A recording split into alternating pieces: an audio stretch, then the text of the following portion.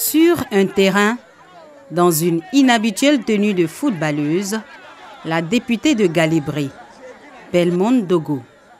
C'est une scène de la nouvelle vie de celle qui a été élue il y a maintenant 20 mois.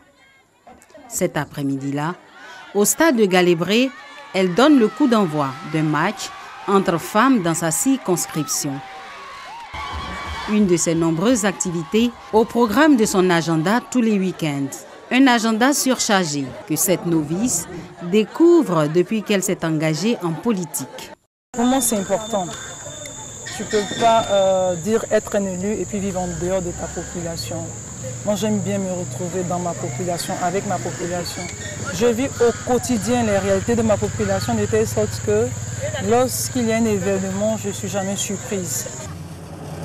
À environ 200 km de là, Dimbokro, le bastion d'une autre femme politique, la sénatrice du PDCI, Bobi Assa, l'une des voix qui compte le plus dans sa région. Sur les murs de sa résidence, les photos souvenirs de grands moments de sa carrière.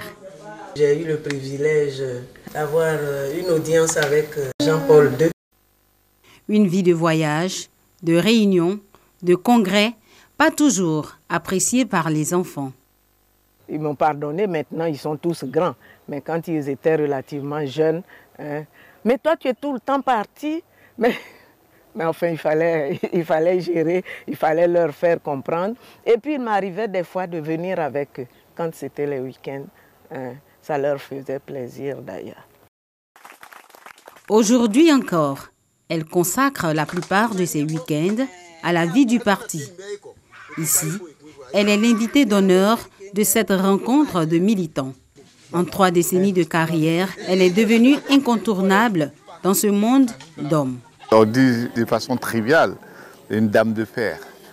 Et parce qu'elle a une très forte personnalité qui dérange certains hommes qui veulent voir les femmes être femmes. Et elle sait ce qu'elle veut.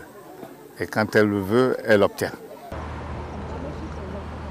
À Abidjan, au cœur du pouvoir politique, nous retrouvons la nouvelle députée Belmonde Dogo, qui est aussi vice-présidente de l'Assemblée nationale. Son entrée en politique n'a pas été facile. Elle, qui s'est heurtée à un milieu culturel plutôt très conservateur. Au début, c'était difficile parce que dans ma zone, quand on remarque ce que les gens pensent, généralement on dit non, au nord, la femme n'a pas droit à la parole.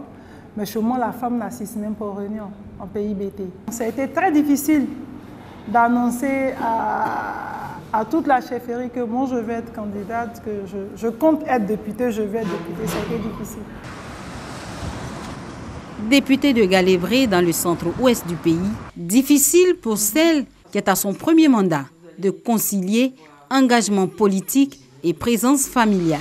Cette mère de famille est obligée de jongler entre ses différents agendas pour pouvoir s'occuper de ses 2 enfants. C'est pas évident parce que tu as le programme du parti, tu as celui de l'Assemblée nationale, tu as tes populations, tu as la famille.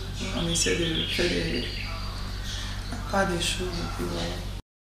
Pour ces femmes engagées en politique, le prix à payer peut être particulièrement douloureux. La sénatrice Bobi Assa en sait quelque chose. Elle, dont le domicile a été attaqué lors de la crise post-électorale de 2010. Son fils a failli perdre la vie sous ses yeux. Lors de la crise post-électorale, il était venu pour me réconforter, Il est resté pendant 2 jours et c'est au 3e jour que ces bandits-là sont revenus et qu'ils lui ont tiré dessus. Ils ont tiré et comme par hasard, c'est lui qui a reçu la décharge. Il y a longtemps que tu es là. Ce fils, le voici. Elle le retrouve pour un des rendez-vous de son suivi médical.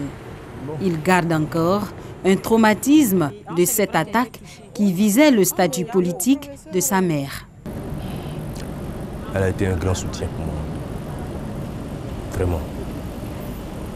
Je n'ai pas envie de rentrer dans certains détails, mais le bras a failli être amputé.